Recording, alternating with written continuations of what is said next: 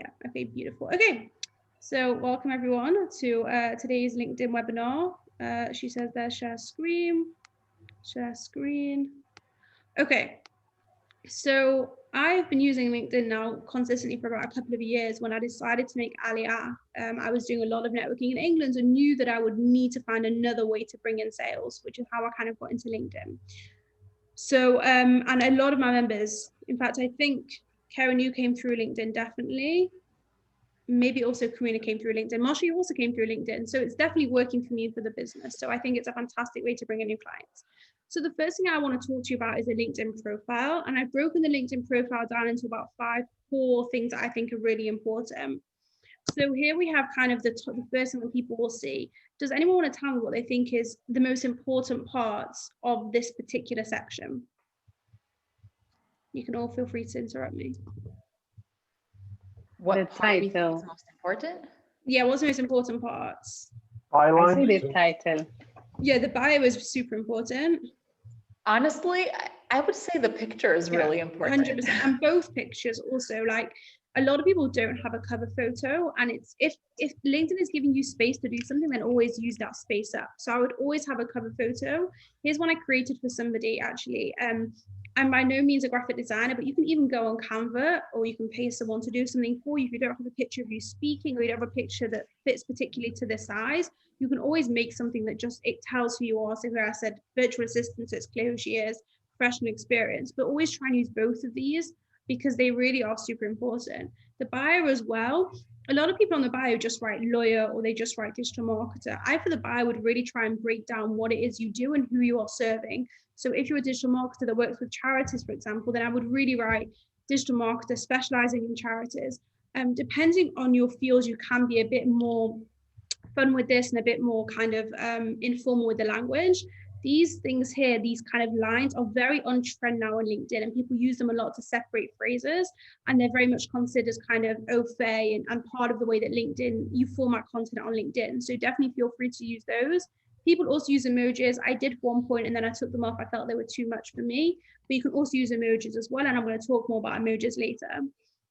I think probably everyone here has over 500 connections, but this is really important. Once you have over 500 connections, it will say 500 plus connections. So as long as you have over 500, you look very professional. So if you don't have over 500, I would try and just get to past that number so that you then look like you have over 500. I have 22,000, but it doesn't make a difference whether you have 501 or 22,000. What is the difference? Like, because I was wondering, like, I have 5,000. Yeah, it makes no difference. Does it do anything? It doesn't do anything. In other words, well, once you get over 500, that's it? Yeah, once you have 500, there's absolutely no difference. I mean, there's advantages to having more contacts in general that I can talk about, but in terms of this specific thing, there's no difference in the number that you have. Once you have 500, you're good to go. And then just make sure to ask about that. Sure. I don't know if I have 500. I don't think I do. I'm not that active on LinkedIn, to be honest.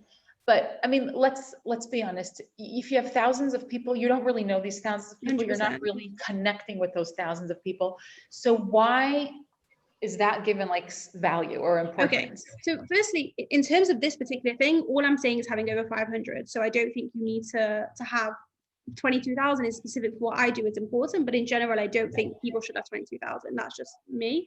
As long as you have 500, you're fine. Essentially, with LinkedIn, it works. Firstly, it works a little bit like a search engine. So if someone's looking on LinkedIn for an inheritance lawyer, the more connections that you have that are mutual, the easier it will be to find you. So if you have 20 mutual connections, then you will rise to the top of that search engine. So you're much more likely to come up at the top of their search if they're looking for what you do. So that's one advantage. The other advantage, of course, if you're posting content regularly, the more contacts you have, the more people will see that content and the more people will be drawn to you. So I, for example, recently started doing a weekly blog, and I get a lot of views on that. And a lot of those bring new people to my LinkedIn profile. So if they are looking for something like ESN, then they may well want to come along. So it's really just another sales lead gen to draw people in. I don't think you need 22,000. I really don't. I do think definitely getting over 500 is important just to look professional. And then you ultimately need to think, like, how seriously am I going to take LinkedIn, and is it going to become part of my sales and lead gen? Like, how many people you want in it, basically. Does that answer your question? Yep. Okay. So this is that. Okay, so the about section. Now, the about section, a lot of people don't spend any time on, and a lot of people write it in the third person. First, you should always write the about section in the first person. And so always write it as I did this, I did that, or I serve my community, or whatever it is, but don't write it like Helena is a networker. You can also go pretty informal on this content. I actually think mine is a little bit long and I do want to make some changes to it. It's on my to-do list as well. And I'm not totally happy with it. I think 3 paragraphs of about 4 lines each is more than sufficient. But it can be informal, it can be friendly, it can be warm. You can talk about more personal things as well. LinkedIn's become what they call the Facebookification of LinkedIn has happened over the past few years, where it has become a lot more informal. Ultimately, it's a personal choice, but do try and spend some time on that content. I think people genuinely do read it, and always have like a call to action at the end, so it's easy for people to get in touch with you. You don't want people to have to scroll up or down, so just have here your number, your email address. What that call to action, what happens? So on this, all I'm saying is I just say drop me a call here or email me here. So it just means if someone reads my about section and they want to call me. I know what a call to action is. My question was, when you have, like, one of the things I'm struggling with is there was a time when I first set up my LinkedIn, it was right after crash in 2008. And I was nothing else but a mortgage broker, and it was real simple, right? I slowly got back into technology and, doing other consulting, which I've done before.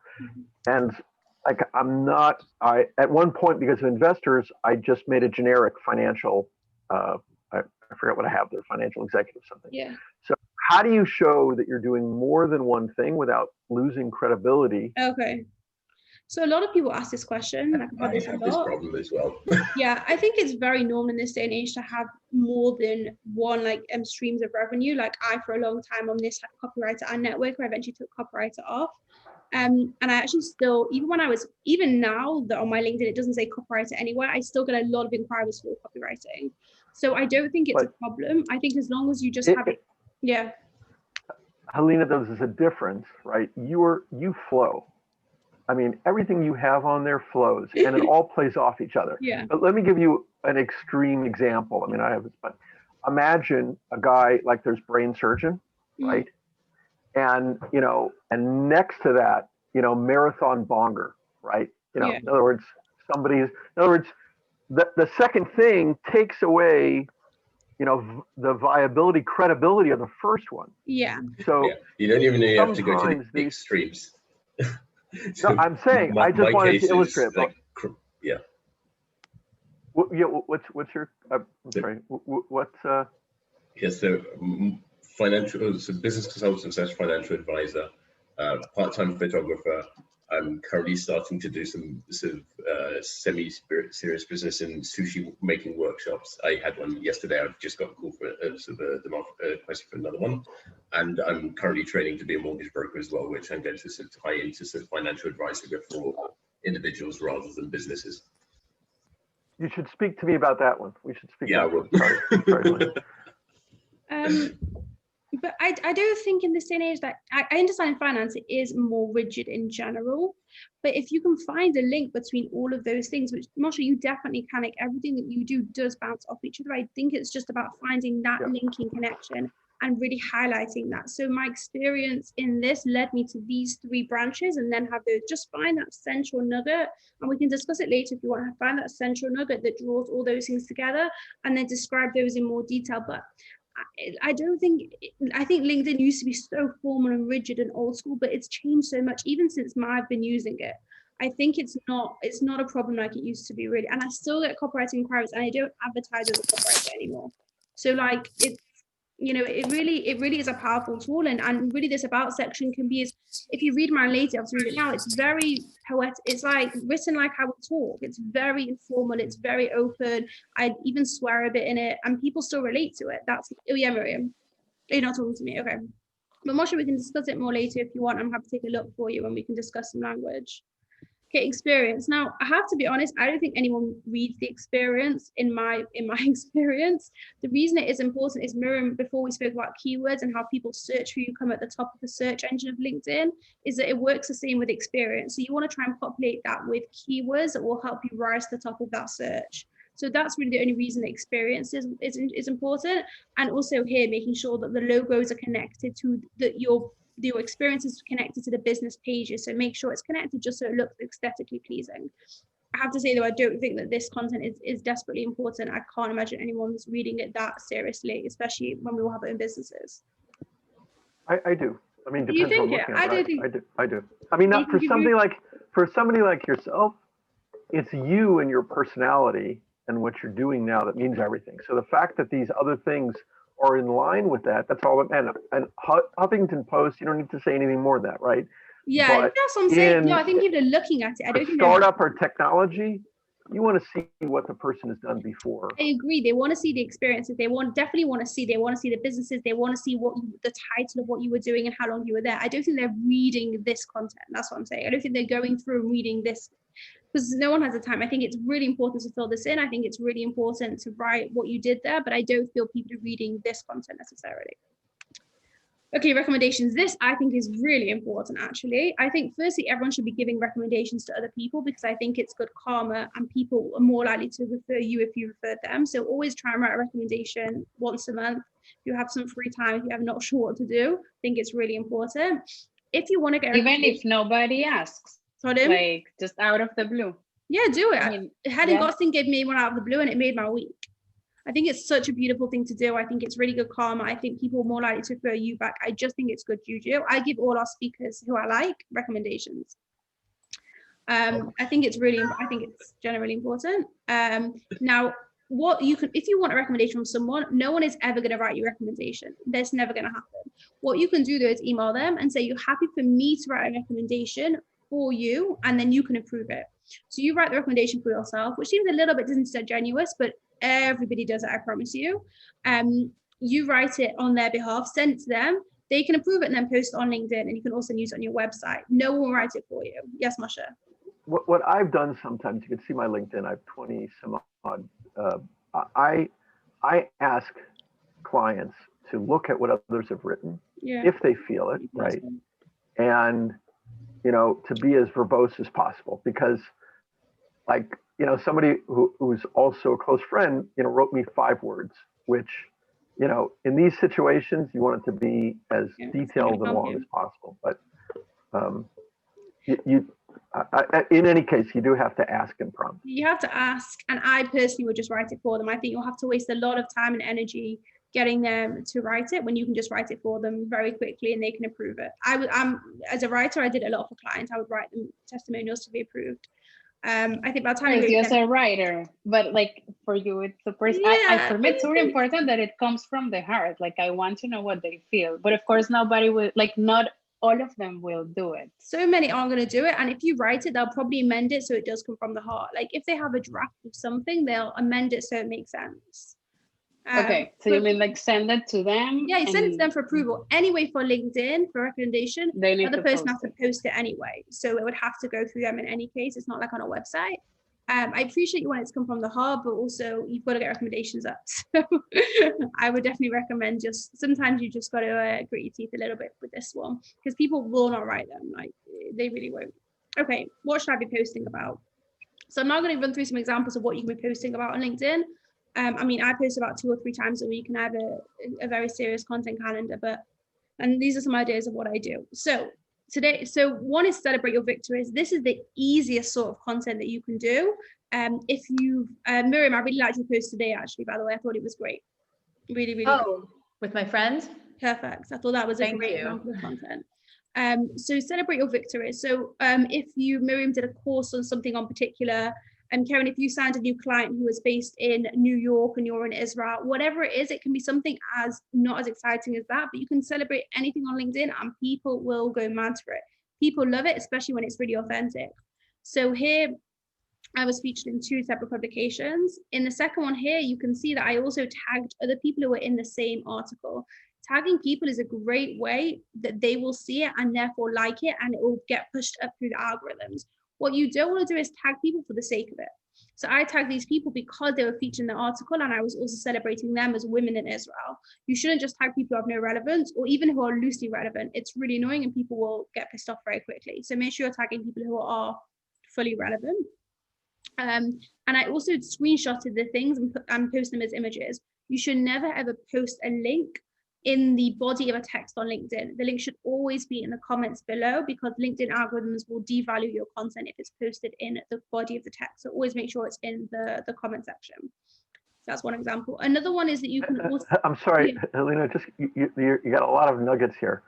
Do you have notes? Should we be taking notes, or is this, or are we going to get...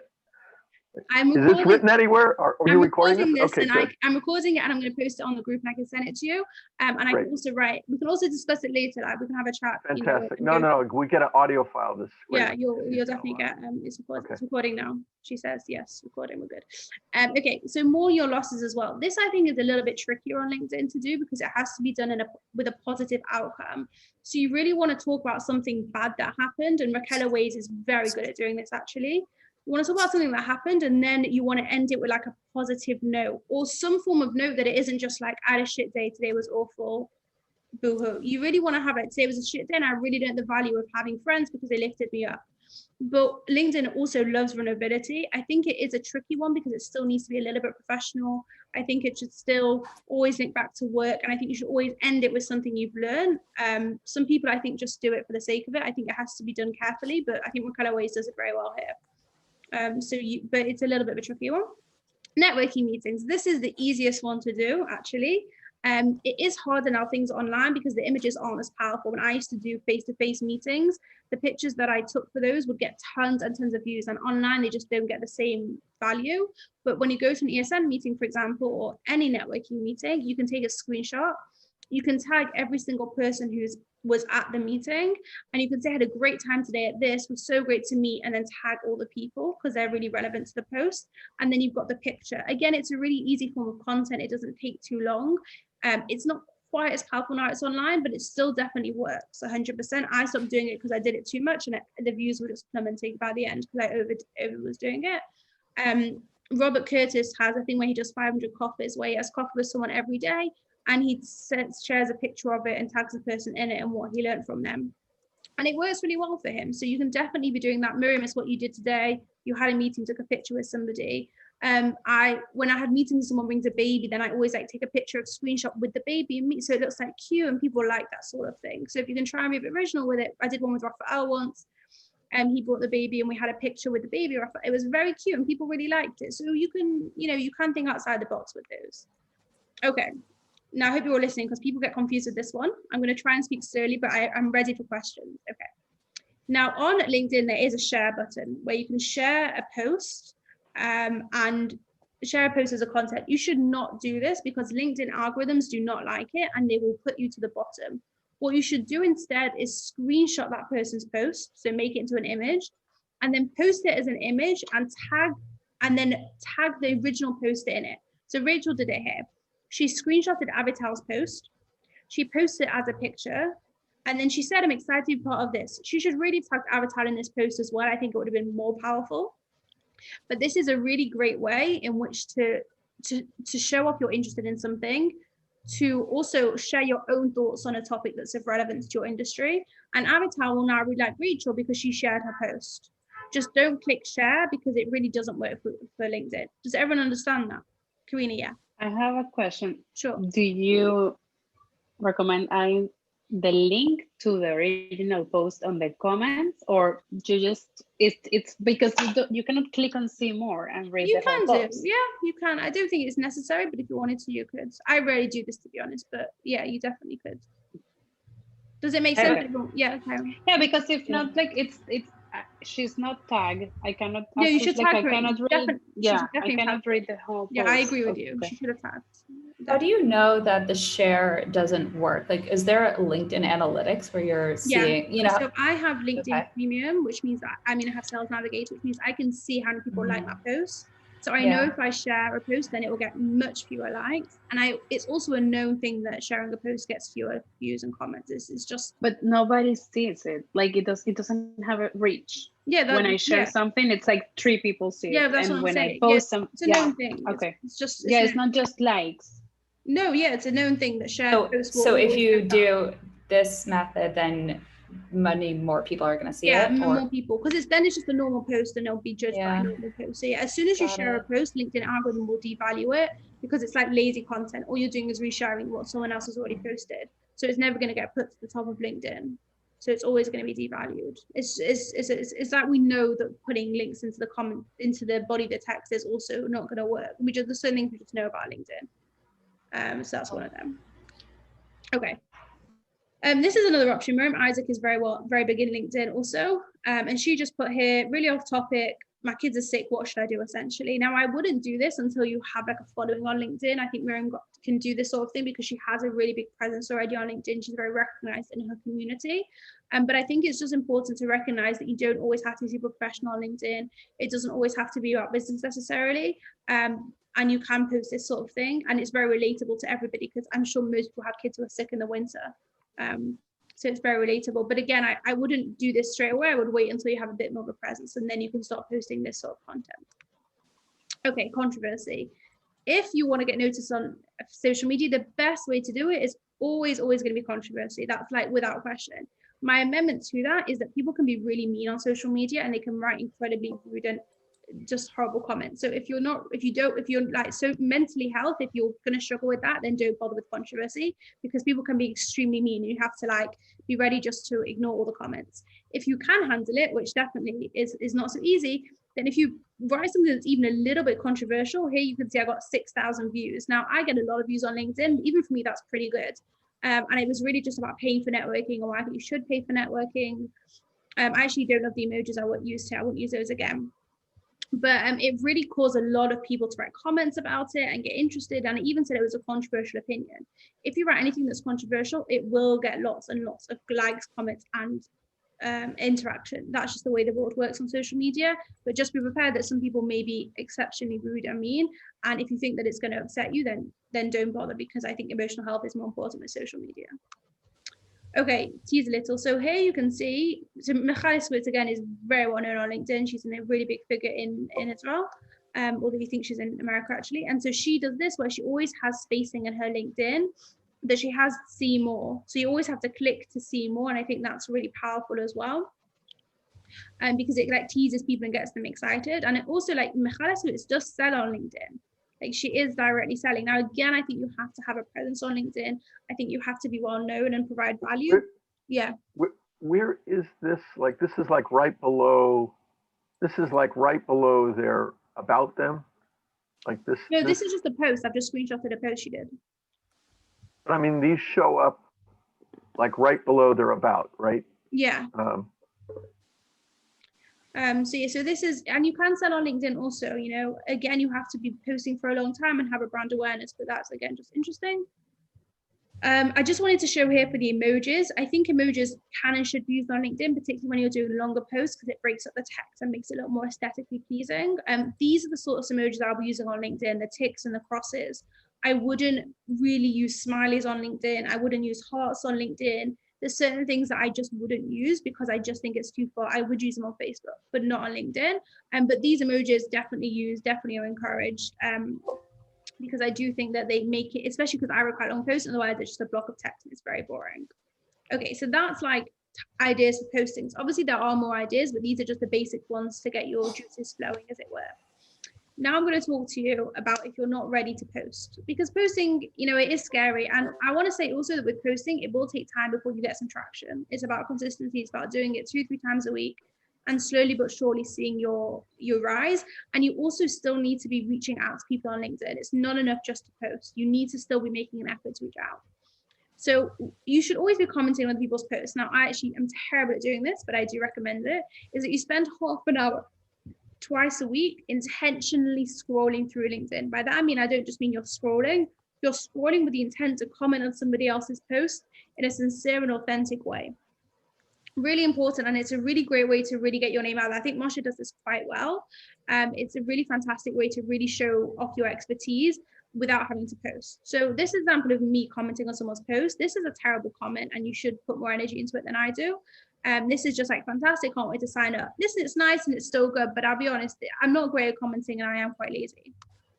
Okay, here, this is a great example. So Josh Feigenbaum did a very funny post, which no one ever finds funny apart from me, but I did. And then this person, Ashley, commented on it, and then Josh commented on it. Then Ashley commented again, and then Alex got involved. Now, I have no idea who Ashley or Alex are. I do know who Josh is, but now my attention is drawn to this Ashley and Alex, and I wonder, and Ashley's point was particularly interesting. It was engaging. She'd really thought about it, and it was relevant to what he wrote about.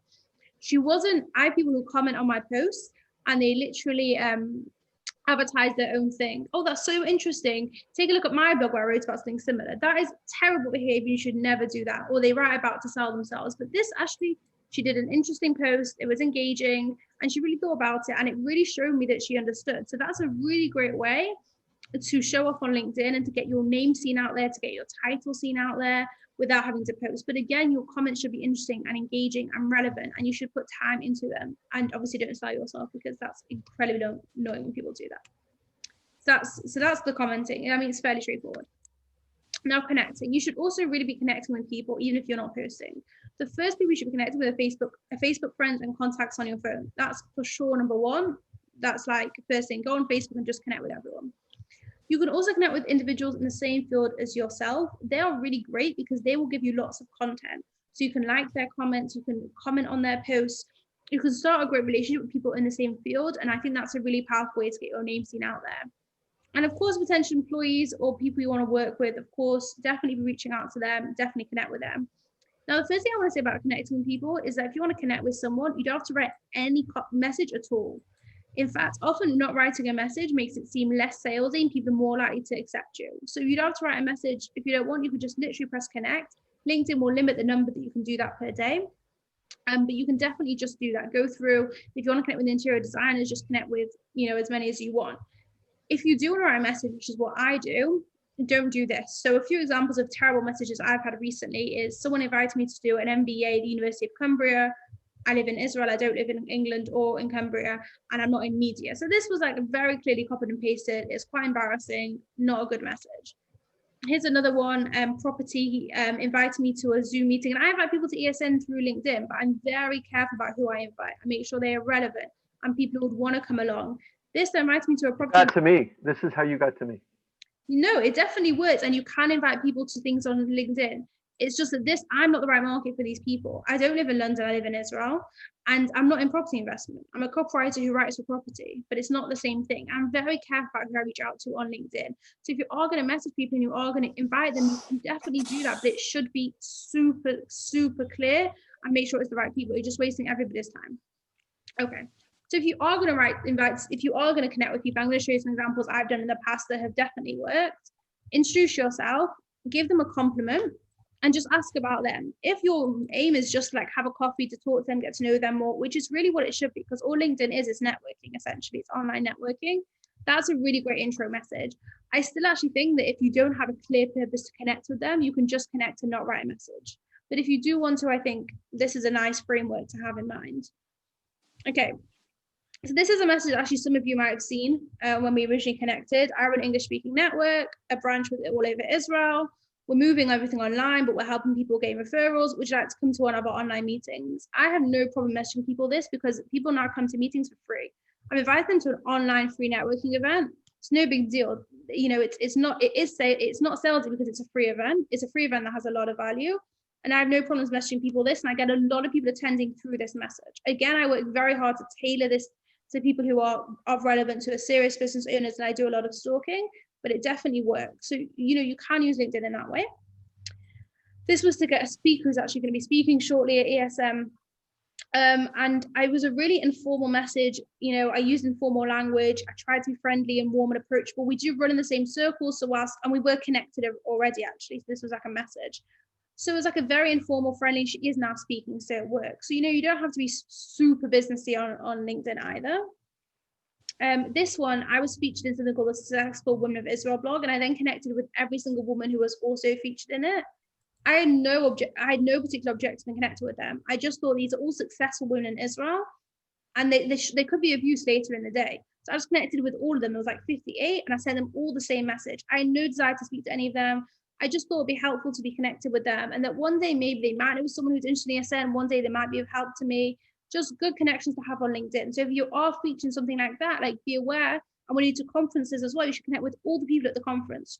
And you can just say, I was at this conference, I saw you also there. Did you enjoy it? Did you enjoy the speakers? Something like that can be super powerful. And this was one when I was a copywriter. I used to send this message out. Freelance copywriting moving to Israel in January. It'd be great to learn more about the tech scene. Let's have a chat. Let's hop on a call. I got business from this message. This isn't a particularly personalized message. It's not a beautiful message, but I did get business from it. So you never know where these things might come from. This is less relevant. And the last thing I want to say is, what time is it? Okay, cool. The last thing that I want to say is that so when I got 50 members, I actually didn't have 50 here, I had 48, but let's not tell anyone. And we now have almost 60. Here I got 1,000 views. Now I spent money on this. I spent $50 on this graphic, okay? So for me to have 1,000 views was pretty rubbish because I'd spent, not huge amounts, but a bit of money on it. And I normally anyway get more than 1,000 views. So I was quite disappointed in this, and it's important that sometimes on LinkedIn, it just won't work for whatever reason, whether it's timing, whether it's with the post. Not all your posts will do well. It's not a reason to stop, but it is a reason to just constantly monitor what is working, when it's working, what gets people engaged. But then on Facebook, it did really well. And then to go over 100 likes, it got tons of comments, lots of interactions. So firstly, different social medias obviously work differently, but also just important to remember that you really need to be monitoring the whole time. Is this working? Is it not? Etc. Okay, and that's just me. I'm going to stop sharing the screen. So I went through that very quickly. I have questions. Yes, go for it. I'm just going to get some water before. You always run. I feel like you talk very fast. Well, I have been experimenting with the time that I post. Mm-hmm. And I wanted to hear if you think, in your experience for your posting on LinkedIn all this time, if you think that it has some relevance in the amount of, not engagement, is the amount of reach. Yeah, I definitely think it has a difference, 100%. I always post in the morning. So talk about it. I always post in the morning. Yeah. Always, yeah. So actually, I'll just add it to very good. What is first of the morning? I think I posted so early that 9:30. 9:30. Anything before 9:30 is too early. Exactly. It's always I just posted something at 11:30 last night, and one of my friends wrote to me on WhatsApp just saying, "You should not be doing this." Yeah, no. But 9:30 people are already working. Like anything earlier is I'm thinking early. On myself. Can't tell you. Yeah, exactly. I can't answer that question, but it's too early. And actually, I found that say I post at 1 o'clock, it can still do very well. So I would say the working hours of 9:30 till about 3. You're pretty good. I personally always post at 9:30 because it gives you, like, if you're posting at 9:30, then they have the whole work day to see it. Post it at 2 or 3, then it's kind of the end, and I think you're going to get less reach. But I have experimented a bit with it, and I found you can post at 1 and still get very good reach on it. But I would always do 9:30, and always earlier in the week is better. So you always want to go for like not Sunday because it's not a working day outside of Israel. I would always want to go for a Monday or a Tuesday. I'm going to do a post tomorrow actually on a Thursday, which I very rarely do. But it's for a specific thing. It has to be tomorrow. But in general, Monday, Tuesday. In general, earlier in the week. Okay, so based on that, you're saying that people are on LinkedIn while they are in their jobs. Working. Yeah, I've also thought early would be when they're in their jobs. I don't know the science behind it. All I can tell you is if I post before 9:30, which I used to do, the reach is never as good. So you want to do 9. Okay. It doesn't always make sense. I was thinking like people check their phones in the morning, then they get to work. That's how I work. Yes. Okay, interesting. I have a question. So I have most of my clients and network is still US based. And those are still people obviously I want to market to.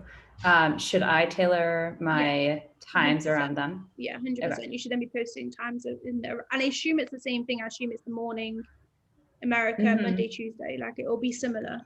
In fact, right. So it'd be like afternoon here, like 4:35. I don't know the time difference, but yeah, whatever time is 7 hours on a Tuesday, then will be the best time to post. 100%. Yeah, you should. I used to tailor it to England actually. So I understand that, and yeah, absolutely not. Yeah. Cool. Any other questions? Yeah. If nobody else wants to ask, I'm going to something else. Okay, so for example, I'm using my personal LinkedIn, but I also have a page for my business, and I'm not posting there so much. And if I would be posting something, it will be the same. So sometimes I'm thinking, should I reshare my stuff? Should I just post it again later, the same thing that people saw? Okay. Here's the thing about a business page is that no one really honestly cares about a business page. Really, that's the truth. It's really that you but exists. You need a business Are page. we talking about a business page on Facebook or on LinkedIn? On LinkedIn. LinkedIn, you also, do you have it? I didn't realize there is a Facebook page. So, business a LinkedIn, page oh there. really? Maybe I should add a slide about it. So interesting. Okay, maybe I'm gonna, thank you guys, you've made some great inspiration. So LinkedIn definitely has a business page, and English Speaking Networking has a business page. And whenever I put on Helena Baker Experience of English Speaking Networking, is linked to the business page, so you can see the logo, so it looks impressive. The business page has no content on it whatsoever. I've never touched it. It's very hard to get any traction on a business page. You should always post as yourself rather than business. You can, I think what I should really do is once a week, I should use a post that I've done and post it on the business page. I think it's a really good idea. I don't do it, to be honest, because I just don't.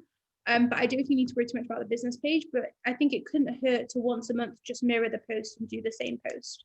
Just so if people go on the page, they see it's active, just in case. I have a related question to that. Karina, if you don't mind, or do you want to finish first? I just wanted to say that I have an amount of followers that started to follow the business page that are not following me. So that's why I'm post on it. That. Yeah. The issue with it's going to be very hard. Even if you post on a business page and you have followers, it's very rare they'll see it anyway, because LinkedIn always puts business pages to the bottom because they want you to pay for ads. Same with Facebook. So, and even if you have followers, they're still not necessarily going to see the content. So I would just copy it anyway and post once a week, especially if you have followers for it. But it's rare that they'll see it, to be honest. Like, because that's important. It's still going to be put to the bottom of their feed, just the way that LinkedIn works. They don't, but it's important to have it. I don't post on it, and I have no plans to do so. But I think it might be a good idea to post once a week. Yeah, Mary. Thanks. So my question is sort of similar. I had the same dilemma regarding, I post on my Facebook business page and on LinkedIn. And the post that you saw today, I actually posted it last night, clearly not in the ideal hours, but that's when I got to it. I posted on a Facebook, and then as an afterthought, I was like, oh, I should put it on LinkedIn too. And I literally did copy paste, like the same text, the same picture. And is that good, bad? Should I not be doing that? Okay, so here's the situation. When I do very rarely post on my personal Facebook for business. Like, I'll do them, but if I do, it is generally copy and pasted. The difference I do on Facebook is that I add more emojis, because that's what people like on Facebook. Also, with your post, I noticed that you didn't do any spacing at all. It was all just one block of text. And in LinkedIn, you know why I did that? You're gonna laugh. It's because I didn't want people to have to click see more. So I took out the spaces. The block of text just looks quite unattractive. So I would try and just space your content, whichever platform is, space it more nicely and add some more emojis in there as well. I just think it makes it more aesthetically pleasing. I personally think there's no issue with duplicating the content. I do it. I just always add more emojis to Facebook. The only thing I would say about a business Facebook, did you post it on your business Facebook or your business Facebook is very hard to get traction. Yeah, I know, but I still have that mental block of, I don't want to post my business. I get it. I totally get it. Facebook page. Yeah. So I put it on my business page. Sometimes if I can add a personal touch or whatever, I'll share it as myself. Yeah. Like, to my personal page, but sometimes I don't. And I mean, it's not like a very high ambition here, but like the post I put yesterday, it was honestly just because I hadn't posted in a while and I needed there to be something. I don't want people to go to my page and not see that I haven't posted in a while. No, I get that. The business Facebook is very hard to get any traction without paying. I pay for Facebook ads. I pay $10 a day, and that works. That's how you found. Well, you found us essentially through Facebook ads originally. So it does work. So they do definitely work, but Facebook is very hard with posting. And I think if you're going to post on social, I would definitely do LinkedIn over business face. Like, you should definitely be focusing on LinkedIn first, and then the business page is an afterthought. Like, switch that mentality, because I think business Facebook pages are so hard to get at this point. Interesting. Any other questions? Beautiful. Okay. Well, I hope that was helpful. If anyone wants to have a more private chat with me about LinkedIn or wants me to look at their page with them, like, please feel free to drop me a line. We can get a chat in the diary. My absolute pleasure. I'm going to post this recording on the Facebook page. There's going to be a lot of Facebook action shortly as I post everyone's videos from this week. And then hopefully I'm looking forward to seeing you on Wednesday, 10 till 12. Remember, if you want to walk through your talk at all or have any questions, also I'm happy to have a chat with you. It's not a problem at all. Just let me know, and have a lovely day, everyone. I'll see you all soon. Helena, Thank just you. Sure, Moshe. a real quick question on, just in terms of summarizing, the first line under the name, that's where Bio. you use those lines, that's sort of, you just put the headers. And then about me, that's where you can really sort of be personal. 100%. And with the lines, I and would still, with the lines, you still have quite a lot of characters there to play with. So you can definitely be experimental and add in like your specialities of what you do. You could even add in Israel, America, like you definitely can add things in, but you only have a limited number of characters. But it shouldn't be just a block of text. It shouldn't be just like descriptive block of text. It should be broken up by those things like Israeli line, American line, mortgage broker line, whatever it is. And the overview, it's a matter before they do the see more. That first part is more important than the see Yeah, more. definitely. But normally I think people do click see more for that one. I mean, listen, it's a case by case, but I think you don't have to worry too much there. I think people are clicking more and I think they are reading the whole thing generally. But yeah, but see how you go on LinkedIn, see what your experience is like on other people's profiles as well and how you judge it. My experience is most people will click through to see more. Yeah, that's been personally, that's been my my sort of bottleneck, is that, overview, because trying to fit it all together, that makes something that you're not the only one. sounds. I've had that question all the time. I need to do a slide on actually. I'm gonna add lots of slides, guys. You've been very helpful for this. Thank you so much. I bet you a lot of us would love to have one just on the overview. Gosh, I think that the best thing for that would be if we did it like the 60-second training where everyone brings their overview and we like dissect it as a group. I think that would be the best way to do it. And we could go through everyone's and dissect it. Maybe I'll look to do one of those. Would that be helpful? I think that would be the way to do that. I think me speaking about it would be very boring and not that helpful because it's also a case-by-case basis. Everyone's is different. But yeah, I can definitely add in one of those as well next month. Awesome, cool. Thank you so much, guys. And if you have any questions, I'm always around for WhatsApp. Thanks. Thank you. Thank you. Nice meeting you all.